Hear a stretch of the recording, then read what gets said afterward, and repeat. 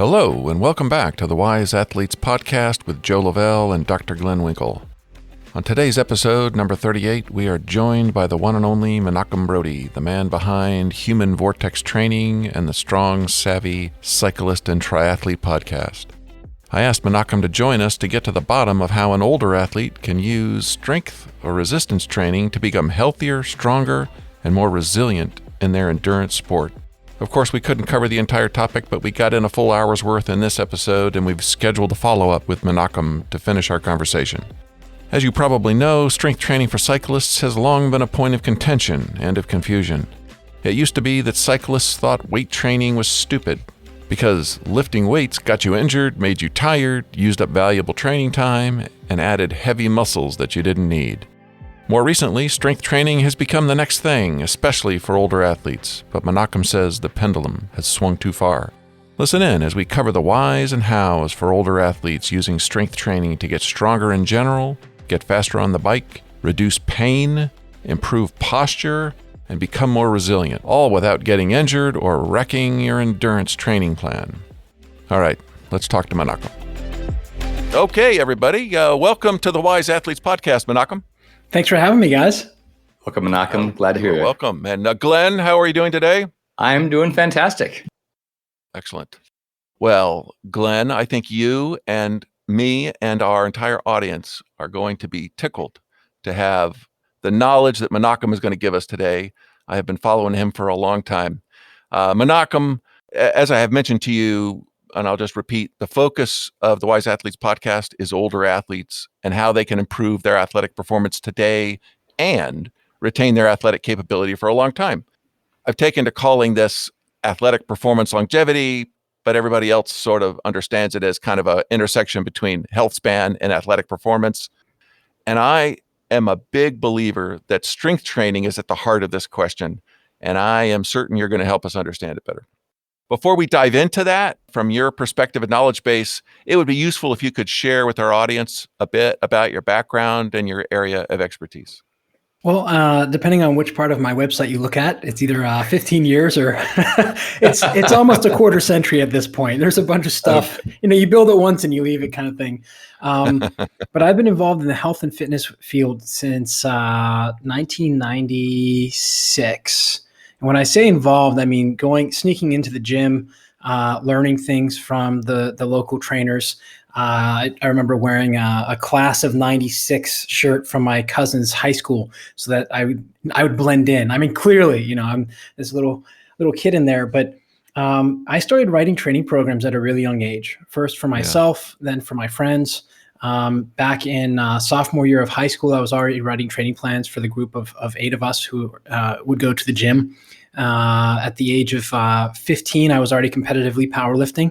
Had a coach. It got started with a local liftoff at the community center. Nice. Did really well. Wound up, my coach I actually beat out 2 of my friends who are brothers very closely, who also happen to be really, really great cyclists. And long story short, just through my career, I really did not have any interest in getting into the clinical side of things, even though that's where I wound up working for a couple of years. I was trained as an ACSM health and performance instructor. Decided not to sit for the exam at the behest, or the suggestion, I should say, of one of my mentors, and got into strength and conditioning coaching. And that's where I've been playing for the last 17 years. 14 years have been focused on cyclists and triathletes in particular. Way back when, a number of coaches got their thumb or their finger in my chest, and you're destroying cyclists by having them lift heavy things and doing heavy. There are days now where I just wish I could walk around the corner and see them and just smile, say, "Hey, how you doing?" So the world has swung, but that being said, it swung too fast in the other direction. And that's where the pendulum in health and fitness goes. It never stops in the middle. It always goes pretty wildly from one to the other.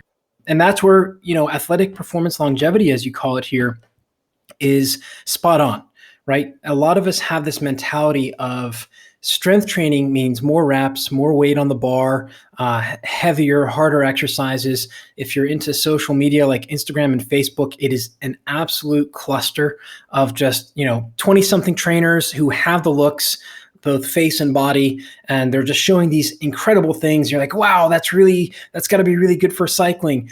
And the truth of it is, most of it is just garbage. Yeah. And the rules change over the age of 35, 40, forget, like 50 is what my coaches would tell me, is that, after the age of 50, they weren't concerned about the days they felt bad going into the gym. They were more concerned about the days they felt good, because they're going to push too hard and then they're going to be sore for a week or two, because the processes change.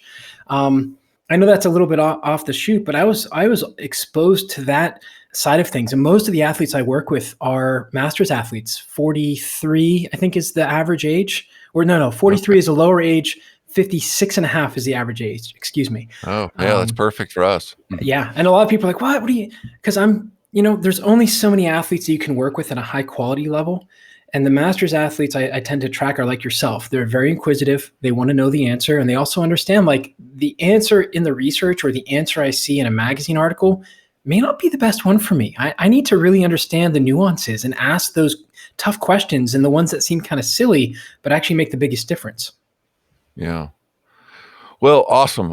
I'm so pleased to have you on the podcast. You're cycling focused, whether it's triathlon or cycling in particular. Cycling strength training perspective gives you, that's uncommon. That gives you an uncommon set of experiences that I say uncommon because I have been looking for a long time, and really you're it. I have not found anybody else. Fortunately, you seem really smart about this. I have been watching your videos for years and have learned a ton. So you are my top resource for like strength and core and functional movement questions that I've got as a cyclist. I want to ask you, before we dive into some details here, what would you say has been the key to your success in helping cyclists improve their game? What sort of benefits have they gotten from your help in the work that they do off the bike? How has it helped them on the bike? That's a really good question. To buy myself a little time, and also genuinely thank you. I mean, that means a lot. I try and surround myself with people who are way smarter than me. I often feel like the dumbest person in the room, which is great. That's where you want to be, right? You pick up all these things. So I think that the most common theme is the one that people don't even realize, because it's such a low-hanging fruit.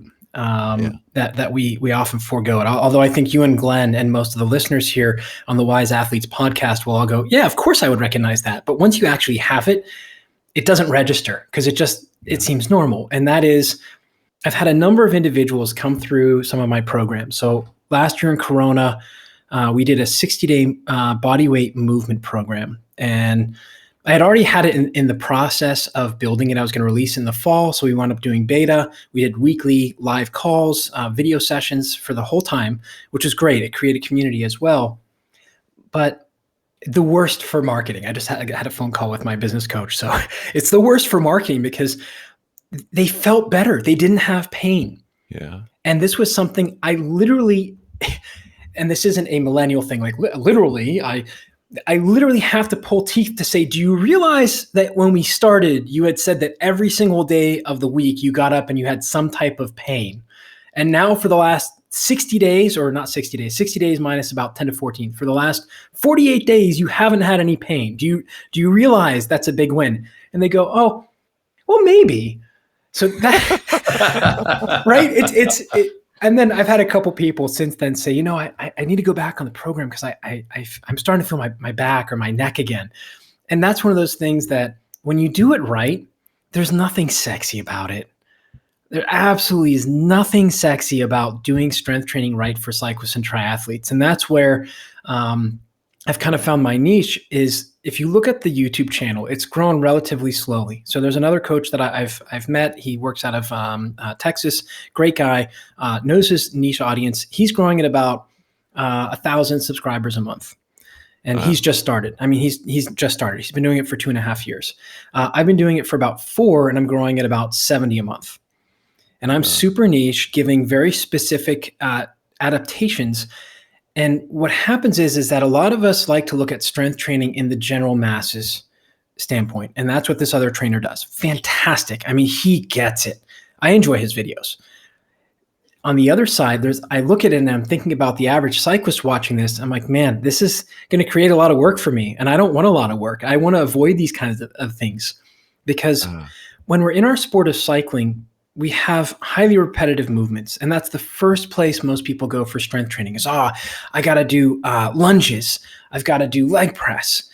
I've got to do posterior chain.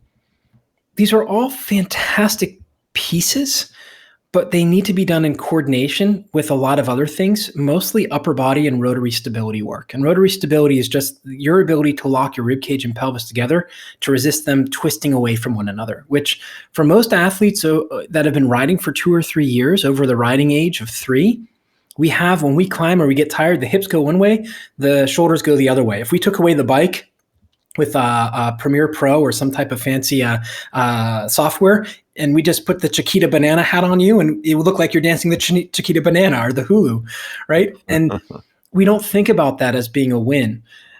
So to bring it back, the athletic performance longevity here, and part of being a better cyclist is understanding that in order to actually stay healthy longer, we need to do things that you're not getting on the bike and things that are going to counteract or train things that you're not getting on the bike. So overhead pressing, a landmine press, really, really important for athletes over the age of 35. I've had a number of athletes, 33, 29, 37, 38, 35, like just a smattering of mid-30s who have frozen shoulder. And they can't figure it out. Well, they work as software developers, or they work in IT, or they're full stack engineers, and they're seated at their computer, and then they're on their bike on the weekends for 10 hours, total, and then 3 hours during the week. So they've put themselves into these positions where, your legs are getting stronger and you can do more planks, but their scapular thoracic rhythm, the ability of the shoulder blade to move on the rib cage, is just trashed.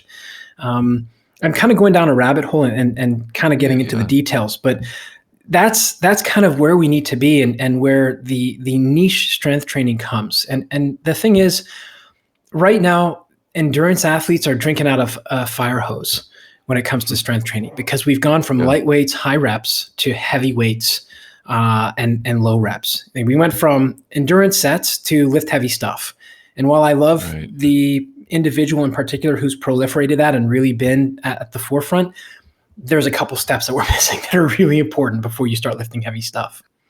Well, let's try to get into some of that so that we can give the audience here some pointers on where to begin or where their approach has broken down. I mean, it all kind of starts with the goal is using strength training to improve performance in your sport. And let me kick it off by saying that, every time I have, drank the Kool-Aid and advocated for, you need to be strength training, somebody always throws out a study at me that says, no, it doesn't help. In fact, it hurts performance. And, it's like, well, that's really frustrating that those facts are inconsistent with my beliefs. And I don't like that. But, and I actually think that it's wrong, but I don't know why it's wrong. Do you know why it's wrong? I'll try and keep it short. I actually just published here an episode, I think it's 107 or 109 on my podcast, called The Now Absurdity of Evidence-Based Coaching. And my wife has pointed out, she tends to listen when I'm recording, because now I'm recording when our son's sleeping. But she said, there's a couple episodes where you sound a little bit bitter, you're jaded. And my response to her, at first I was defensive, as all, no husband would ever know about this. Defensive with your wife. What are you talking about? But then you realize, there's truth there, and you listen to it.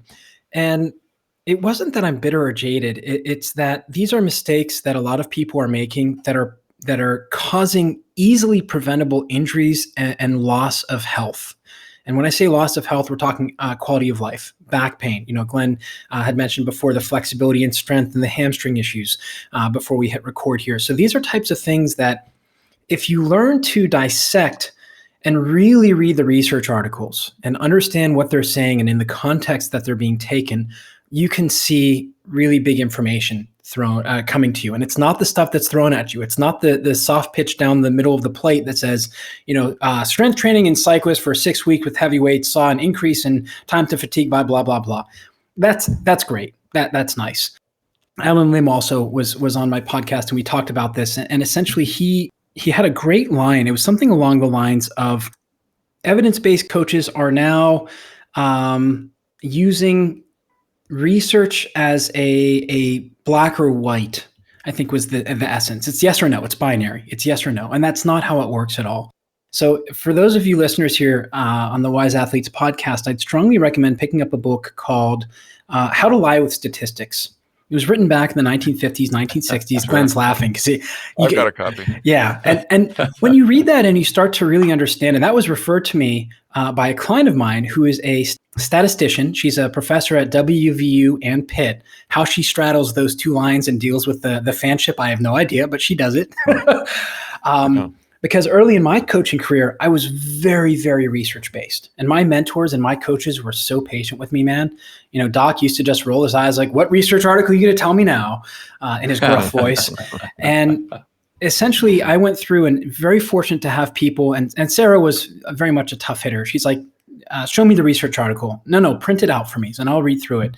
And we went between sessions back and forth, and finally she just showed me it, circled something, and I was like, what's that? She's like, it's a statistical nova. I was like, yeah, and she's like, they went through the data with whatever was going to tell them would work. If they actually wanted to get real data that was actually mattered, it would be a statistical ANOVA.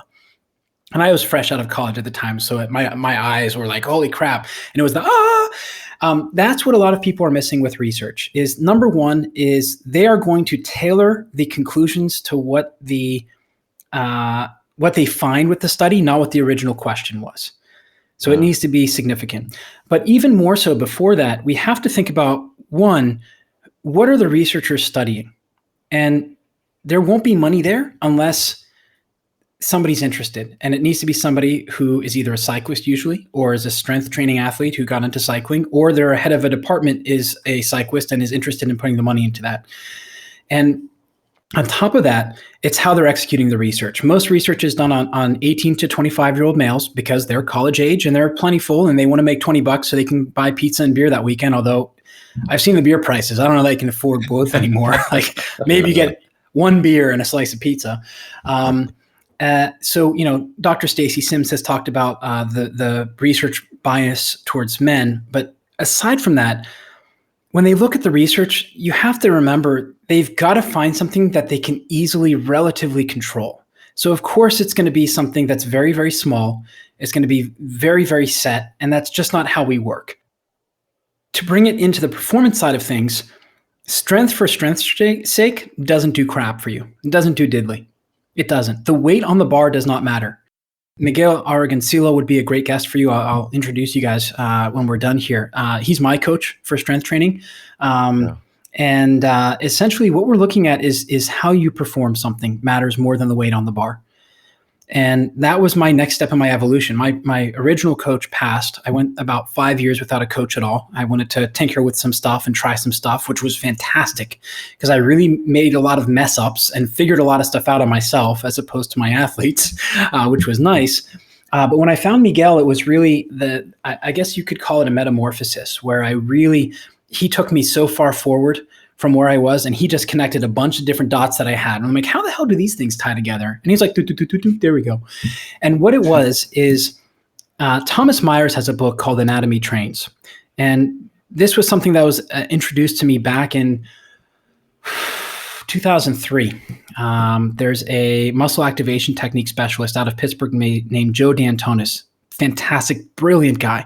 He was ahead of the game before everybody was talking about MAT. He studied with Greg Roskopf, I think, when Greg was teaching out of San Diego before he moved to Denver. And muscle activation technique is based off of this idea that the fascial system in the body is what determines movement, not what you and I and Glenn have learned in anatomy and physiology, where the bicep attaches at the elbow and inserts at the humerus and it flexes the elbow. No. There's a fascial system that runs fingertip to fingertip, front and back. There's a spiral line which goes all the way down. Glenn's shaking his head like so that's how the body moves. And yet most of us, and this is where we're drinking from a fire hose, and hopefully I can get this through to you guys, it's not doing the movement with weight, it's how you're doing it. Where are you getting the movement from? When you're doing a squat, what are you thinking of? Push the weight up, or are you thinking about pushing the floor away? Or are you thinking about bracing your core? That's going to significantly alter the outcome of the movement. And when it comes to strength training, especially for masters athletes over the age of 30, so this is, that's really young, quote unquote. Right. Mm-hmm. That's where we see the biggest gains. And a number of people that I've worked with this year in January and February, I actually had 4 people sign up in particular. I don't take a lot of athletes individually, but they signed up. We went through the call, the interview, felt comfortable. They didn't even make it through the 2-week on-ramp where we're just starting to learn to move. And each one of their responses was, when do I put more weight on the bar? This is garbage. Not the right people, not the right time, which is okay. And it's frustrating because there's so much out there that the research is showing that strength training helps cycling, or it doesn't. And it's very black or white. You can choose one side or the other and you have almost equal supporting evidence. The missing piece is the strength on the bar, the weight on the bar doesn't matter. The track athletes I'm working with here for the Israel national team, we haven't touched weights in 6 months and they're performing better. I taught them the skill of intra-abdominal pressure and then bracing, locking, musing the glute. Then they're like, hey, I did that out of the block for the starts and I could really feel a difference, getting the power down to the pedals. And we're talking about, the Israel track program is coming up very quickly. Steve McEwen's at the helm. Yuval Ben Mordechai is the local Israeli coach in charge. And the reason they're progressing so quickly is because Steve is a world-class coach. I think it's the Elite 8 or something like that for the Olympic coaches. It's other Olympic coaches have to nominate you and you have to go through a process. So he's one of those guys. So he's truly world class. And that's a large part of the reason why he's the mastermind behind everything. However, on the other side, it's the understanding. I was very nervous when they asked me to work with them because I'm like, I'm not going to load these guys up. And it came after they had a previous strength coach who was like, oh yeah, cyclists need to squat a lot. Well, one of the athletes got injured a week before a major competition. Yeah. The kid was loaded up with 130 kilos for squats. And my jaw dropped. And the person I was talking to was like, yeah. And meanwhile, I had a couple other coaches who were watching our sessions on the side. Why aren't you giving them weights? I'm like, they can't execute the skills. Why would we load them up? So to bring this full circle here, Mike Boyle, who's the author of Functional Strength Training for Sport Performance book back in the early 2000s, he's gone on numerous times saying that if you follow the research, you're easily 5 to 10 years behind the best practices. That's for field sports, ball sports. When it comes to cycling and triathlon, and I'm being very, very liberal here by saying this, 15 years. It's really closer to 20. So what a lot of people are doing right now is even before what Lance was doing in 2005, 2006, when he was trying to make his comeback. Yeah. I mean, we're so far from where we need to be. We've gotten to that general masses fitness strength training. But the number of athletes, specifically females, that I've heard of that are getting hurt because they're going to lift heavy stuff because a well-meaning person is trumpeting like, hey, you've got to change the mentality. And yes, in order to change the mentality, you got to shake it up, right? As I'm shaking the computer. Sorry, you'll have to edit that out. You have to shake people to get them to think otherwise. But there's also this fine line of you've got to be a contrarian. And an upcoming episode I just recorded here is being a contrarian without being a jerk. Because some people will interpret, I'm being a poopy head.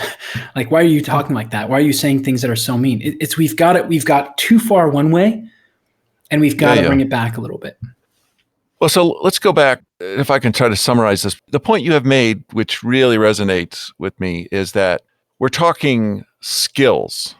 And so lifting weights is a skill. Putting power into your bicycle is a skill.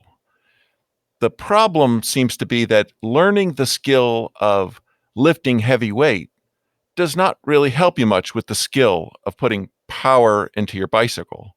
So even if you maybe have stronger muscles, you don't know how to use those muscles to have more power on your bike. Close. Am I partially right? Close. Let me add one linchpin for that, and that is as adult athletes, as adults getting into sport, we have a very hard time of leaving our ego at the door. So we have a hard time of saying, I'm going to go in and I'm going to squat a 20 kilo barbell, 45 pound barbell for sets of 10 today, even though it's week number 6. Learning the skill of how to move properly for each of the, what I call the fundamental 5+1 movements, push, pull, squat, hinge, press, and rotary stability. Those skills are what are going to make you better on the bike. But it's almost completely useless, almost. You can get out of it without getting the skills on the bike of braking, cornering, handling, being able to select a gear, how to climb out of the saddle, how to climb in the saddle, how to sprint. These are things, when I coach my clubs, the Pit Cycling Club, Chic Velo, which was one of the first all-female clubs in Pittsburgh, White City Racing, any of the clubs that I've worked with, anytime that we had a skill session, all of a sudden, all the excuses came out. Oh, well, I can't make it. My kid has a project next Thursday after next, so I need to be there to be home early to make the coffee so my wife can make sure that he's getting up on time. It was just, we're afraid of developing these skills of braking and cornering and handling, but those are the actual skills that will allow you to take the skill of learning how to do the fundamental 5+1 and be able to see better performance on the bike. So in my book, The Strength Training for Cycling Performance, I put in specific on-bike intervals and mentioned about how bike handling, braking, cornering, and gear selection and how to climb out of the saddle are what's going to tie everything together. So you can go into the gym. Sure. Now the thing is you mentioned earlier about my movements and how clean they are at this point. So you see what you need to be doing and then realize it's not anywhere there. That's years of refinement. And compared to some of the athletes I'm working with who are many years my junior, but far superior as athletes, I look even bad, as far as my movements. I show them one thing and then I'm like, yeah, they're like, is that right? I'm like, yeah, that's better than I can do it. Okay. So it's one of those things that when you learn how to move well as a human being, forget as a cyclist, as a triathlete, when you learn how to squat properly and you begin to understand, well, if my feet aren't straight ahead, but my right foot is out a little bit, I feel way better. Like, it's not perfectly parallel. It's not what the trainer said I have to be doing with my feet straight ahead or feet straight out or butt to grass. You start feeling what works for you and you refine that as opposed to the weight on the bar. Almost all of a sudden, things start to click on the bike. You get on the bike the next time, you're like, that actually felt a little bit better. I wonder what I did different. Oh, I must have slept well. And these are the micro gains that you'll have that so many athletes, just like we talked about at the beginning, that loss of pain or the absence of pain in their daily lives is such a normal thing to them. They're like, oh yeah, I guess you're right. I haven't had pain for a month. It's the same thing on the bike. And this is where, you might see power increases. You might see speed increases, but overall, it's the ease with which you're able to ride. And that's such a feel thing. And we've been so trained by science and research and power meters and Strava and measuring against others that it needs to be shown in data in order to be an advantage, that we've lost the ability to say, how do I feel today, and actually register where we are. So yes, you're right. It is not the skill of squatting, converting to the bike. But if you take the time to learn what it feels like to squat well, to hinge well, you just pick up this almost innate ability to say, I feel good on the bike today. Things are working well, or it's a little clunky with my pedal stroke. Okay. So there's a couple of things to try to drill in. The two things, and let me mention them here and then we can dive into them. One was this idea of the core, you didn't say strength, but the ability for your core to be stiff at the right moments is essentially a fundamental skill that can apply to lifting weights and to putting power on a bike. And so it may be that your ability to be stiff in your core is not something that you're training specifically when you're lifting weights, but it is something you have to develop just to be safe. Even maybe naturally you will instinctively try to do it, and then with some counsel, you'll be able to do it even better. But it's those same sorts of instincts that will help you on the bike, so that when you are pushing down hard on the pedal, the power goes out into the pedal rather than back up through your hip and into your back, and you're doing the dance, the Chiquita banana dance that you were describing before. So but anyway, that's a skill. There is some strength involved. I mean, you've got to have some endurance in those muscles, but it's also you don't want to hold those muscles tight for 2 hours. No, nobody can do that. You're just pulsing them to be tight enough at just the right moment, and then you're letting it go, and then you're tight again, and then you're letting it go, and now you can do that for a long time. But again, that's a skill. That's a coordination kind of a thing that you're working on. And then I think the other thing, which maybe hasn't come up as we've been recording, but did come up earlier, and it's the idea of, as you're lifting weights, it is making you stronger, making your muscles stronger, which makes you more resilient.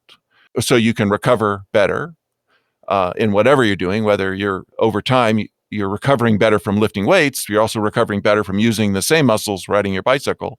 So now you can train harder. You're going to have less injury, so you're going to train more consistently. Yeah. Anyway, I think that those are the two things that I've extracted out of this conversation. Did I get those things right?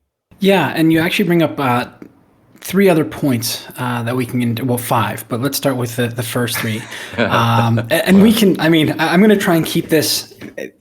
If you guys want to have me back for another one, if the listeners enjoy this, I love talking about this stuff all day. My wife thinks It's funny because I come out of these podcasts and I'm energized and bouncing around, and meanwhile, you can have a lazy Saturday morning. I'm like, let's have another cup of coffee. So core stiffness. And the first thing is we have to redefine what is core. So I want to ask you, Joe, when you say core, what specifically are you envisioning? Well, it's just whatever is holding I'm holding the handlebars with my hand and my foot is clipped into the pedal and I'm pushing down with the foot that's in the pedal. And what is keeping some of that energy from going back up the chain rather than down into the pedal? So everything in between, I guess. Spot on, man. That's exactly right. Love it. And that's what a lot of people miss, right? The buzzword for core is stomach, or the buzzword for stomach is core. But in fact, that is so short.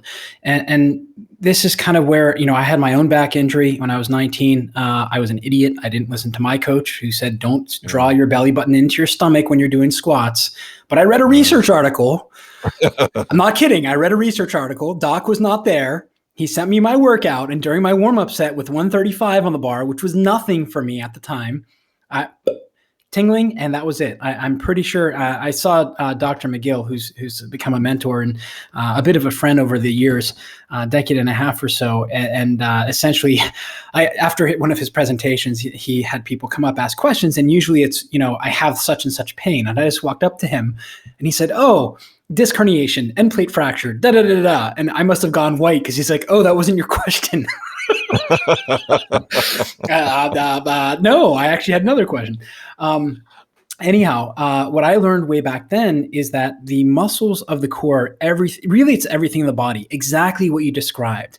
But in order for most people to not drink out of the fire hose and instead of have, a nice ice cold stream coming out of a stronger water fountain, it's everything between the neck, the elbows, and knees.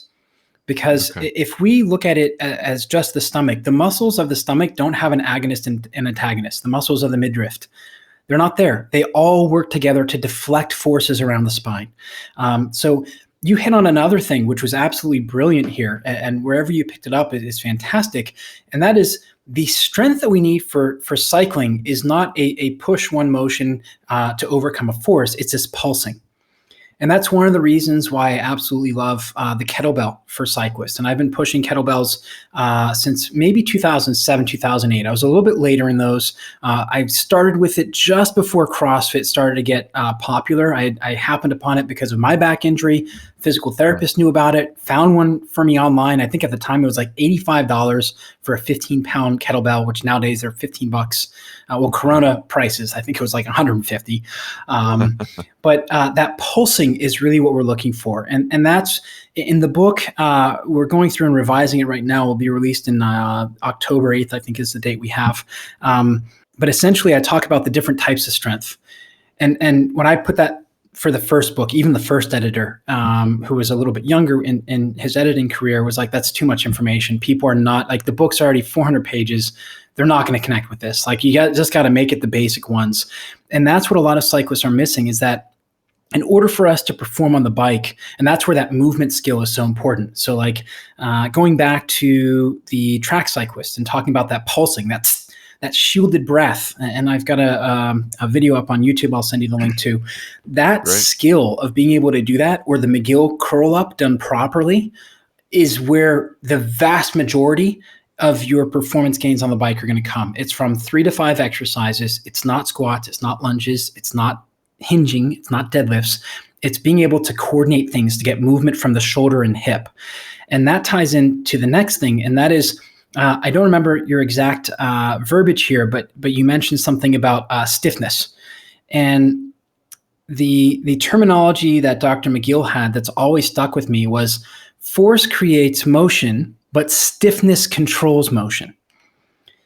Mm-hmm. And we need just enough stiffness in the right places to produce the pulse down. And that's what the best athletes in the world have done. And that's where a number of people are a little confused, because I work a lot with in-person basketball players, development professionals, international professionals are coming to me to help with back pain or to produce a little bit better power on the court.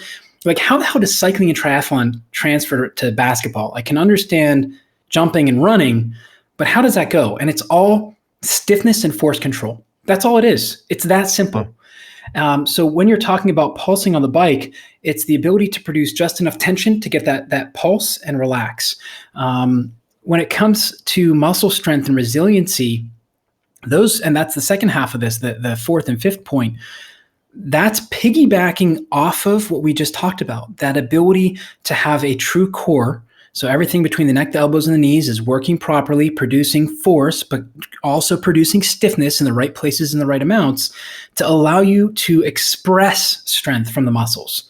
So most people, when we get into the weight room, and this is where a lot of people are fooled with these 12-week strength training programs on unsaid platform that they can purchase from a number of individuals.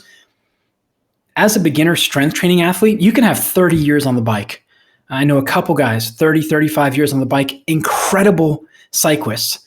They are at the same training age in the weight room as the 14-year-old, 13-year-old basketball kids I get, because they've never done it before. Like, I've done some push-ups back in, I used to do the fitness class.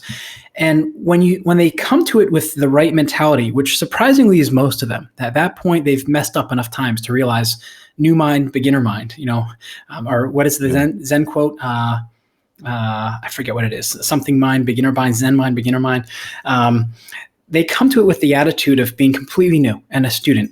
Those are the guys that come in and they crush it. But for most of us, I can literally do anything with you for the first 3 to 6 months, especially if you're between the ages of 20 and 35 and relatively healthy, and you're going to see improvements in your strength. It's beginner gains. It's a new training stimulus, just like when you get on the bike. You average 13 miles an hour for a couple weeks, then you go to 14, then you go to 15, but you get 3, 6, 9 months in, you're like, why am I not progressing? Oh, I must find a training plan. It's because you've usurped all of the free gains, essentially, the low hanging fruit. So the muscular strength and the resiliency, we have to separate. So the muscular strength is coming from the ability to express those skills on the bike. And the resiliency comes from the many adaptations that happen to strength training. It's not just the muscle. The first one is anatomical adaptations. And I actually had somebody in my Facebook group ask, I know everything is in context, but masters 50 plus and after a good fall and winter strength training program, do you also recommend year-round strength maintenance program, even if racing? And this to me was a big aha moment, because who needs strength training year-round? Cyclists. Who really, really needs strength training year-round? Master cyclists over the age of 50. And this is where, before we went on to recording here, Joe, you had mentioned how to fit in strength training and the interference effect. And this is a common question I get, right? And Yes, we're learning so much. The interference with mTOR in particular, that's the one that we've identified. We know. Maybe we find out it's something different, just like we now know it's not lactate, it's the hydrogen ions that limit things. But the interference effect, when you're looking at an athlete who's 40 plus, and specifically females who are postmenopause or premenopause, in those years where the hormones are starting to do all the crazy stuff, the interference effect comes from our brains. And what I mean by that is we're overthinking it. Like the best thing you can do as an athlete in your 40s, especially premenopausal females, is to do regular strength training, because what that's going to do is begin to change the internal environment. We're going to start to change the hormonal production and stabilize things a little bit more in the body. You're going to increase the anabolic hormones when you're sleeping. The HGH is going to go up a little bit, but it doesn't come from these super intense strength training sessions. And this is where the lift heavy stuff has gotten carried way too far. Heavy is relative, but in order to get to heavy, and this is coming back to the muscle stronger question, we need the connective tissues to get better. And that's going to take 3 to 6 weeks of just learning the movements. And this is where we've got to check the ego at the door. So some of my master's athletes, I know I can barely squeak out 2 weeks, and it's really a negotiation. Some of the toughest negotiations I've ever done are with a couple of my master's athletes. They're like, please, just 2 weeks. Give me 6 workouts and just go with it. And you mean 2 weeks easy? Easy, just body weight, no resistance, no barbells, no nothing. And what that does is allow you to learn the skill of how your body's moving in space, as well as for us to load at such low rates that the connective tissue is starting to get prepared, the nervous system's starting to get prepared. And then I sneak in a second 2 week where I'm like, okay, we're going to ramp up the weights. But the connective tissues are white. They take a lot more time to adapt. The muscles are red. There's high blood flow, very viscous. You have a lot of nutrients. But coming back to the interference effect, how does this all tie in? It's that if we want to see resilience on the bike, we need regular dosing of strength training to change the internal environment to allow you to be able to see progress. So our brain gets in the way of saying, well, if I want to ride my bike better and I get so sore after strength training that I can't pedal for 3 days, it's interfering with my ability to ride my bike. And what that means, and Glenn's laughing because it sounds like either you've been through this or you know a couple people who have.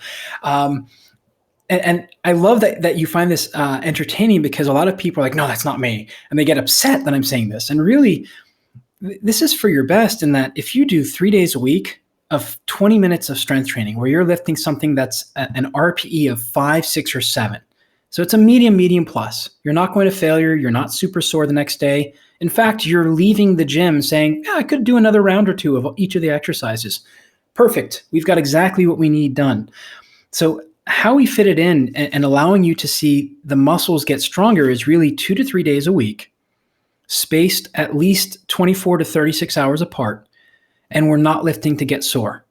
In fact, if you're more sore the second day after your strength training session than you were the day after, that's a huge, big red flag that you've done way too much, man. And like I said at the beginning with my mentors, they're not worried about the days they go into the gym and they feel bad. They're worried about the days they go in and feel good, because they're going to do something. They feel good. Yeah, they're going to kill it in the gym. Yeah. And so the interference effect, there's some science out there about it. And let's just put it this way. The track athletes I'm working with here will do strength training after their track session. Why? The bike is their main focus. But when it comes to, we have Worlds coming up here in Cairo, Egypt in a couple of weeks, I think 7 or 8 days as of this recording. So they're doing their programs, but it's mostly body weight. And in fact, I just told one of the athletes this morning, we were communicating. I was like, hey, congrats. You just did a really good race. How are you feeling? I'm very tired. Well, you know what? Let's cut down. Let's skip the strength training. So we're in 10 days before a peak event. And this is what a lot of people mess up. And I just had a master's athletes go and perform or do the Belgian waffle ride. And his cycling coach made the comment of common knowledge, in air quotes, is that you should stop strength training 3 to 4 weeks before your main event. And this is, that's an interference effect. I know I'm kind of taking those words and I'm twisting it, but this is where the research can get you to focus on this one thing. And if you miss the big picture, you're missing the forest for the trees. The interference effect is you're removing a training stimulus, which is helping you stay balanced and strong in order to get your best performances. So this athlete actually skipped their last 5 workouts They started moving things around, and I know in the gym, and a lot of it was pressure from the coach. And I just, at this point in my coaching career, I unless somebody's doing something that's really going to set them off the rails, I just let them make the mistakes. So we haven't done the post-event wrap-up yet. I'd like to give 7 to 10 days, but he could have produced another 7.5 watts over the course of the Belgian waffle ride. So anybody who's done that is going, 7.5 watts. That's like, holy crap. That's like 10 minutes. You can only lead a horse to water, right? And this is where there's all these different things, but when it comes to fitting in the strength training, it's the consistency that's going to get you there. So sometimes where I'm at in my life right now, young baby, teething, getting up at night, 1 heavy lift a week, an hour and 15, an hour, 20 minutes, depending on the gap that I have between my clients and the time that I have to take my son. And then at home, I have my kettlebells back here. I have my kettlebells back here. I got a 28. I'll pop off 2 sets of 20 deadlifts twice during the day, maybe some push-ups, maybe I'll do some overhead press, but that's it. It's a built into my day. And this is what Dan John has talked about with his kettlebell. The 10,000 kettlebell swing was, of course, taken by social media saying you have to do 10,000 swings in a row. Like, no, that's not how it works. Once again, the interference effect of social media telling you have to do it all at once. So let me tie it up with a bow and make it look nice now that we've done all the butchering out back. The idea of muscles getting stronger, becoming more resilient, is only going to happen when you're thinking about it of building the core stiffness, everything between the neck, elbows, and knees, to be able to produce the forces at the areas you need, mostly the shoulder and hip, not at the spine, to get the movement, and enough stiffness throughout the rest. That's only going to happen if you're able to work in 2 to 3 regular strength training sessions a week, year round. As a master's athlete, this is non-negotiable.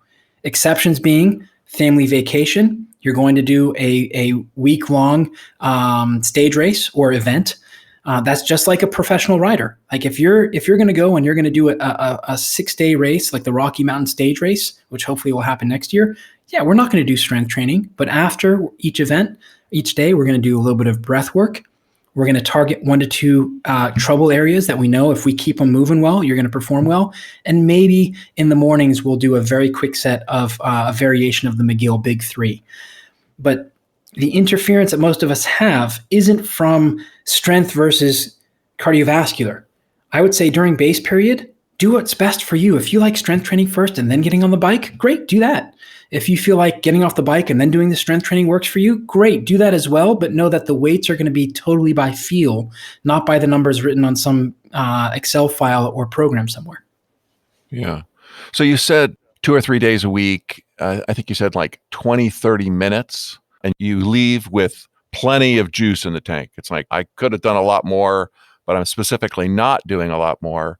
Just giving some stimulus, not maximum stimulus. I'm not looking to be a bodybuilder or a strength athlete. I'm just trying to make my body stronger and more resilient, and it's a long-term gain. I'm not going to be a lot better tomorrow, but if I keep doing this, I'm going to be stronger and more resilient over time. Exactly.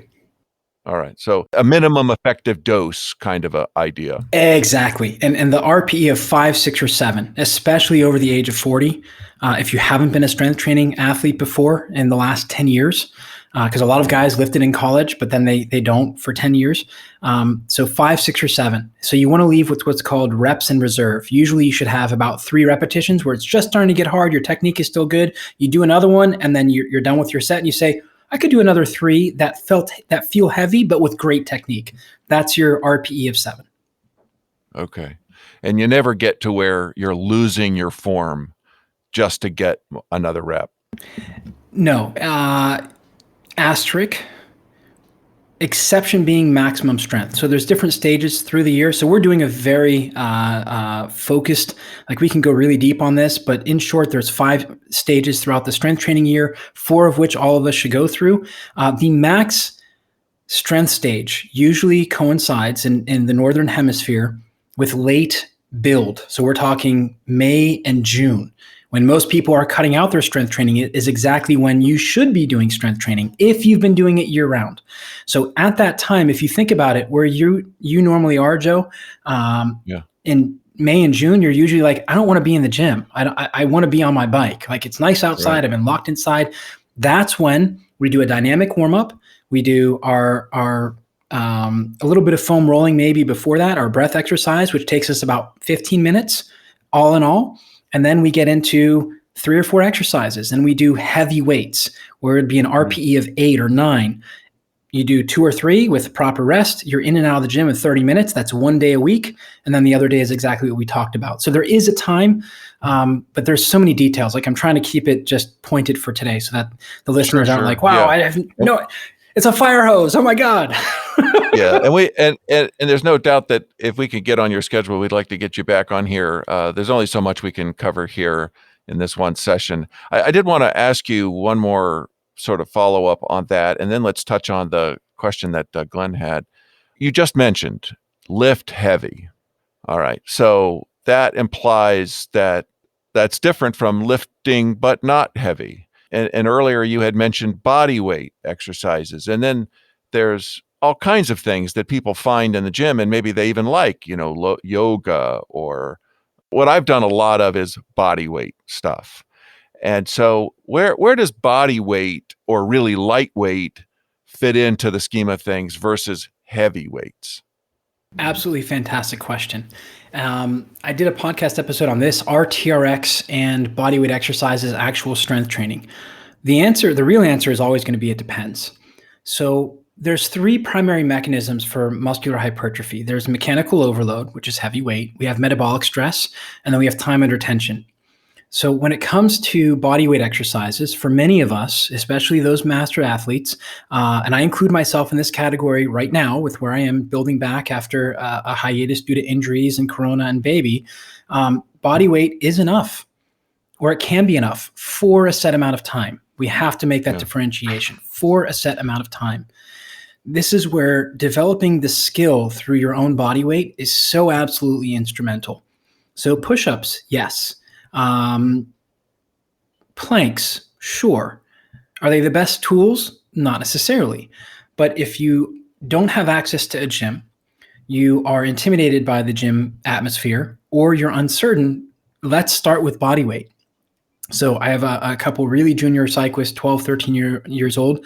They're working their way through their version of a 90-day body weight program. It's the beginning of base here in Israel. So August is the hottest. So all the teams take a 2-week program break at the end of the summer, usually first 2 weeks of August. And then we have the high holidays. So everything is kind of a jumble, but they're working through bodyweight exercises.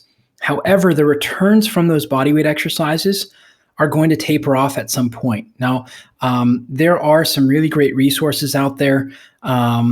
I can't remember the name of one of them. Coach Wade is what the guy calls himself. I can't remember the name of the book. I'll see if I can find it for you. But it's essentially a bodyweight exercise, convict something like that, where he was a prisoner and he read a lot. And his contribution to himself was to do bodyweight training. And it's pretty cool. I think it's published by Dragon Door, and they've got some really great stuff. That'd be awesome. I've heard of this, by the way. And it's a guy, what he could do for himself in his cell, right? So he didn't have access to tools. Yep. Convict conditioning. It's right next to Roar in my Kindle here. Paul Wade is his name. So that's one approach, and that can certainly work.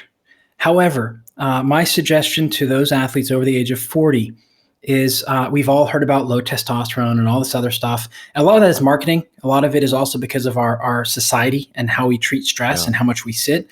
But over the age of 40, you do need external load. However, it doesn't have to be weights. It could be bands. TRX can also do it as well because you're leveraging your body. However, each tool is going to have its limitations. So if you were to ask me, like, would you recommend body weight year round? No. You've got to go through at least the first 3 stages of strength training every year. That's anatomical adaptations, so 3 to 6 weeks or 2 to 4 weeks if you've been more seasoned. Then you have hypertrophy. And no, if you're riding enough, and this is where a lot of cyclists go wrong, and this is where common knowledge right now is that you hit the gym hard for 12 weeks in the fall, and essentially your road bike or biking hours falls to next to nil, 4 hours a week, and maybe you're doing long rides on the weekend. Well, if you do that, hell yeah, you're going to have loss of fitness because you're not doing the thing that you're trying to make better. you're sacrificing bike ride time for gym time. And that's not, it may work for some, but a very short time. But hypertrophy should coincide with when most people are hitting the gym like that, but not to the extent. So 5, 6, and 7. And then we have max strength. So after max strength, we go through conversion to sport-specific strength, and that's where braking, handling, sprinting, the Joe Friel book, Faster After 50. I really should just ask Joe if he can sponsor me, because I give that out all the time. People are like, what should I do now? I'm like, here's Joe's book. It tells you exactly, this is the general principles, because those are the things that are actually going to help you build off of the strength training as opposed to having an interference. So Dr. Sims is known to say for females, they need to do postmenopausal women need to do heavy strength training and then do a high intensity interval training right after that. And what she's looking for is a very specific hormonal spike. And that's the internal environment we talked about before. Well, it's not just women that can gain from that, but cyclists who are dropping their bike completely. Finish your strength training. Don't go to where you're toasted. Finish, walk out knowing you could do a little bit more, go home, get on the trainer, and knock out some of the intervals that Joe has in his book, or even the Time Crunched Cyclist by Chris Carmichael is also another great reference, because you need to have that intensity. And that's where I've dabbled my whole coaching career for cycling is, how do we get you to be a faster cyclist without spending 50 hours a week on a bike? So one of the first guys I coached wound up going pro, and when we wound up transitioning coaches, and both of us came to that conclusion at the same time that he needed someone else, his coach was impressed that he wasn't doing the high volume like most guys were. And if I remember correctly, the verbiage was somewhere along the lines of, oh, that's why you've gotten so fast so quickly. We've done intensity and we've done enough endurance, whereas most people are going out thinking they need these massive rides. That's a little bit off the point, but you do need the heavy weight. The TRX and the body weight do have their places, but don't rely on them forever. So I would go body weight and bands, body weight and a single kettlebell. So for most beginners, an 8 kilo and a 12 kilo or 16 pound and 30 pound or 25 pound kettlebell will be ample. That'll give you a good year and a half of strength training. That's why I put that year-round program in my book of bells and bands, and body weight and TRX is exactly that. Like, you can get 3 years of full training, go from body weight, TRX, bells and bands, and then dumbbells and traditional strength equipment. Well, awesome. Well, before Glenn comes through the screen here and chokes me, we don't really have much time, I'm afraid, but in whatever time you can afford to give us here, Glenn was talking about paying a price for not having stretched before his races, and all those now years. Now the penalty I pay. He has flexibility issues. Major. Glenn, why don't I just have you describe it and get closer to the microphone, buddy? I can't quite hear you. Yes, definitely. Gosh, for 40 years, I would never stretch at all. And I just race. And of course, that led to issues a long time. And now, of course, it's the opposite. I have to stretch or I can't race at all. But I'd love you to talk more about the fascia, because I'm thinking this is really one of the big issues I'm dealing with is the fascial issues. My Rolfer just says I'm super, super, super tight. But after he works with me, I'm really flexible afterwards. Big, big differences. So yeah, this is a really good topic. I think that the answer to this really is, Glenn, that it's not paying the price for not stretching.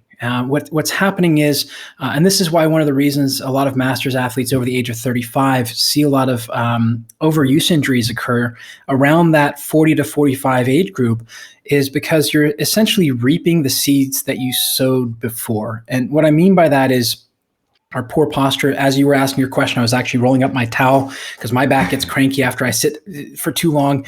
So I've got to make sure I'm fixing my posture. And what happens is, it's not necessarily the fascia. And actually, we're going to do for you guys here that are listening, but I'm going to show to these guys with a dynamic disc model here. What happens over time is, instead of staying stiff, let's use this one, the tissues of the body are going to start to stretch. So I have here in front of me a dynamic disc designs model of the lumbar spine. I use this with the back pain patients that come to me. And essentially what happens is, over time, we create movement where there shouldn't be. And if you notice, guys, I'm wiggling the L5, S1. Not much is going on there. You can see it's not really moving. But if I go up to L4, L5, now all of a sudden there's a whole lot of movement going on there. And what has happened is, this person, so to speak, has created a laxity in their ligaments and in their connective tissues, which They're not meant to be that way, by sitting in poor postures or riding their bike and hinging forward. And what that's done is create an instability in through the disc. So Glenn, you mentioned before hamstring issues. Believe it or not, hamstring tightness has no correlation to lower back pain. It's been studied. Dr. McGill is well published, I think over 300 in his lifetime, which is massive. A lot of other researchers have looked. However, in the preamble here, I think Joe mentioned you mentioned you've done some speed skating for quite some time. Is that correct? Oh, yeah. So that's a ton of abduction, moving away from the center line. And what we do know creates back pain is loss of range of motion and control through range of motion at the hip socket. So with a lot of the abduction, that puts you into anterior pelvic tilt. But what that does also is create these stretches over time that are going to change the tissues. So there's a lot more movement in through that shouldn't be there. So what you're feeling now, and this is very much a broad, I can't paint with a bigger brush. This is a brush the size of the Eiffel Tower, essentially, I'm going to paint with here. What's probably happening, and not having done an assessment with you, is over time, some of your tissues have stretched and other muscles have shut down to protect that joint. And in short, along with those physiological changes of the connective tissues, the ligaments, the tendons stretching, and the discs delaminating, on top of that, you also have a protective mechanism kicked on. A muscle has 3 jobs in the body. Number 1 is to protect a joint. Number 2 is to stabilize a joint while an adjacent joint moves. And number 3 is to move a joint. That last one is what all of us are thinking of. So when you're saying you can't race your bike or ride your bike without stretching before, to me, that says that we have a big opportunity for you, not through stretching, but through proper strength training. And this is where a lot of well-meaning people, we get on a conversation, we get into a call, and they say, well, I don't have time for strength training, but they're stretching for 45 minutes, 6 days a week. I can't give up my stretching. So when you go through and you do the passive stretching, there is definitely a time and a place. So masters athletes over the age of 45, I'm a very big proponent of stretching the chest a little bit before your ride and after your ride. It's called a corner stretch. I'll see if I have a video to share with you guys here for the links. But essentially it's opening up the pectoralis minor, opening up thoracic extension, and getting them into a better set position before they get on the bike, and especially after. The stretching in that area is followed by activation. So we just released for the Fast Labs pathway for foam rolling. We just released the video series, and the end of it is a piece that most of the people who watch are going to skip, and that's called a reach, roll, lift exercise. We spend all this time on the foam roller, all this time opening things up, and the missing key for most people is activating muscles and getting strength through range of motion there. So one of the things that we'll have to come back, and maybe we'll use Glenn as the human experiment here to help make him stronger and faster. Although I don't know if we can make you a whole lot faster already, man. The flexibility is important, but if you don't get strength and control through that range of motion, you're just creating more instability. And that's what we see with the spine model is after a certain point, now you're screwed. I mean, once you get to the point where this disc is moving here, you're almost pretty much guaranteed to have a disc herniation, which is just going to happen because now things are moving in a way. You see that red goo coming out. That's the disc. There's just nowhere else. There's nowhere else for it to go. There's so much movement, the muscles can't stabilize. So to bring it all together here, it's not so much a flexibility issue, although it could be with your history of speed skating. It may very well be a flexibility thing because your body's just adjusted to that position. We need to give you strength through range of motion and better control through that. And that probably won't solve your issue. But for many of the early back pain riders that come to me, we're talking 2-3 years, but no major events. Usually that's going to resolve their issue in 3 to 6 months of doing the exercises. For you, again, maybe we can do a video session, but there's a couple easy ways we can see how flexible you are. How are we on time here, Joe? Do we have another 2 minutes for me to kind of? Yes. Okay. So Glenn, I'm going to turn you into a human guinea pig here for a second. It won't hurt, I promise. And you listeners at home, as long as you're not driving, this is totally okay to do. If you're driving, find somewhere safe to pull over and then try it. Yes, even if you're on your bike. Let's check your flexibility. We're not going to look at your hamstrings. Okay. We're going to look at the fingers. So the simple one is we're going to take your hand, we're going to bring it back into a pistol-like position, and you're going to take your index finger and try and pull it back to your forearm. Joe, if you can rotate your hand so I can see it a little bit better. Oh my goodness. There you go, Glenn. Joe, let's see yours. Can you turn your hands, Joe, so I can see it, how close it is? There you go. So Joe's more flexible than you are, man. Yeah. I'm trying. Can you see me? Yeah, I can see. There you go. And Glenn, I can see you as well. Glenn and I are about the same. I think, Joe's way more flexible here. And all we're doing is we're fingertip to fingertip with our index finger, and we're extended back with our wrist, and we're just trying to pull that index finger back towards the top of our forearm. That's how we know how flexible you are. That's going to tell us how much turgor there is essentially in through the body. And Joe's really flexible, man, unless you broke that finger a bunch of times. He's ambidextrous. Goodness gracious. I guess that's my one good part. We can also do it. Some people will tell you, no, that's not a good test. You have to do it with a thumb. It's still the same other way, Joe. So if you put the hand so as if you're holding a pizza pie, there you go. Yeah, Joe's, and now we see Glenn's even less flexible. I'm in the middle, and Joe once again is kicking our butts. So that's how we know how much turgor there is in the body.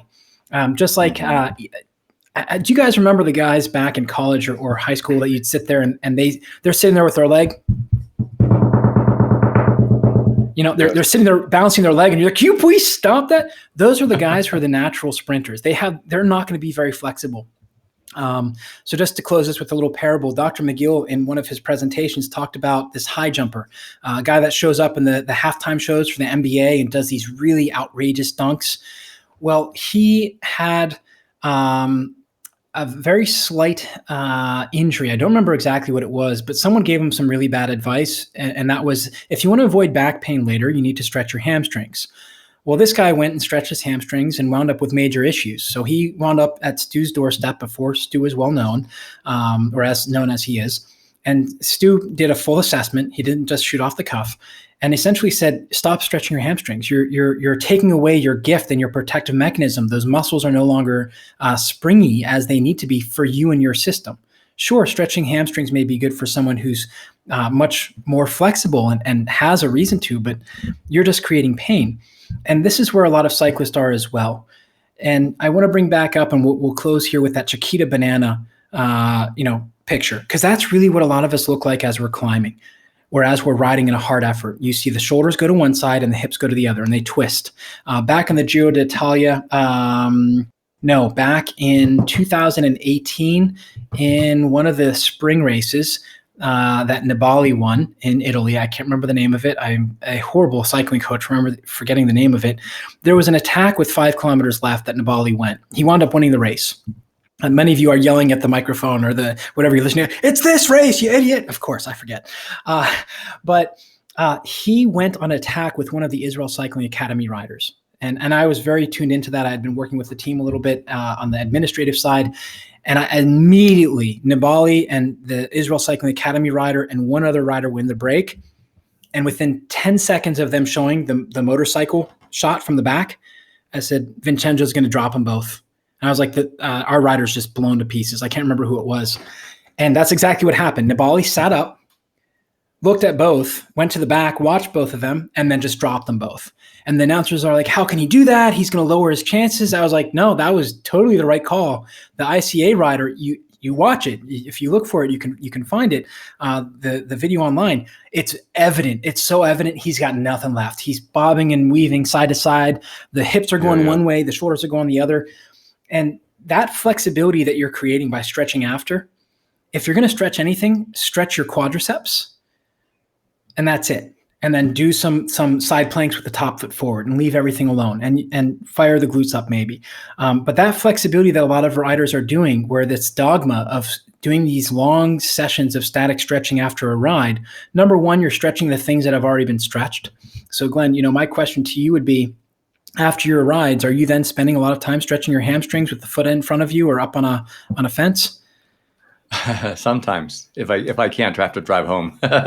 So it's individual. For most people, I would suggest try stretching the quadriceps first. Try that one time and see how that goes. We would have to see what your movement patterns are, but as a broad sweeping Eiffel of Tower size brush, most cyclists, stretching the hamstrings and stretching the posterior chain is the absolute wrong thing to do. You've already spent so much time. Think about a Laffy Taffy out on your dashboard in mid-July in Austin, Texas. And now you've taken that and you've grabbed it with one hand and you've wrapped it around, and now you're riding your bike in that C-curved position, and you just finished. And now essentially at the end of the ride, instead of trying to get the Laffy Taffy to go back to the way it was, which is impossible, you're now trying to stretch it even more the same way. So you're just you're feeding forward into that loop. Yeah. All right. Well, Glenn has some stuff to think about and look forward to for our next session with Menachem. Sounds great. Menachem, thank you very much, sir. We are definitely going to get you back here, but just so people can find you, we're going to put stuff in the show notes, and you've been promising to send us stuff. I appreciate that. But go ahead and tell us, like your website, your podcast name, just maybe social media, any place you think people should look to find you. Yeah, I think for the most part would be humanvortextraining.com. I know that's a mouthful. I'll send you the link as well. But across all social media, it's HV Training, Human Vortex Training, HV Training, all one word. YouTube, we have a bunch of different content, as you mentioned before, that you've seen, Joe, which shows you the cycling-specific adaptations. And then we do have two things that are coming out that I'm really excited about. Number one is the second edition of my book, Strength Training for Cycling Performance, which will be available on October 8th. That's the date right now. It might move a little bit, but October. And then there's also the Strength Training for Cyclists certification course where I do a full deep dive. Like we go through everything. We go through intake, how to assess yourself. Now, one of the things with that is this is for the curious athlete and coach.